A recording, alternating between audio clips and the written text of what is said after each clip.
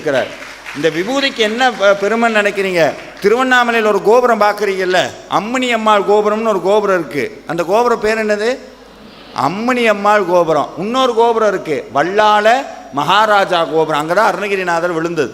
இந்த அம்மணி அம்மாள் கோபுரத்தில் என்ன பெருமைன்னா, அந்த அம்மா சாதாரண சிவனடியார், சாதாரண பக்கத்து கிராமத்தில் இருந்தாங்க. வந்தாங்க, திருவண்ணாமலைக்கு வந்தோன்னே மனசு என்னமோ திருவண்ணாமலையிலேயே தங்கணும்னு முடிவு பண்ணாங்க. கிழக்கு கோபுரம் கட்டணும்னு முடிவு பண்ணுறாங்க. சாதாரண அம்மாட்ட என்ன இருக்கும்? ஒன்றுமே இருக்காது. அங்கங்கே போய் கையேந்தி கோபுரத்தை கட்டுறாங்க.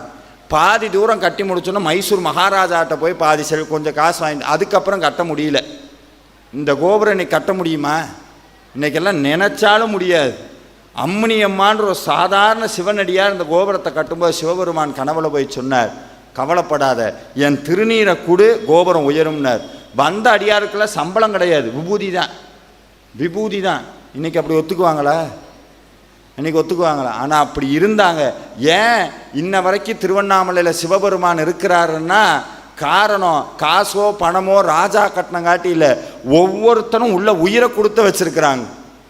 இன்றைக்கி நம்மளை மாதிரி போகிறோம், 10,000 ரூபா போட்டோன்னா நேராக போய் சாமிகிட்ட நின்று நம்ம பேர் ராசி நட்சத்திரம் வயிற்றில் இருக்க குழந்தை எல்லாம் சொல்லி அர்ச்சனை பண்ணுற பழக்கம் அப்படி கிடையாது.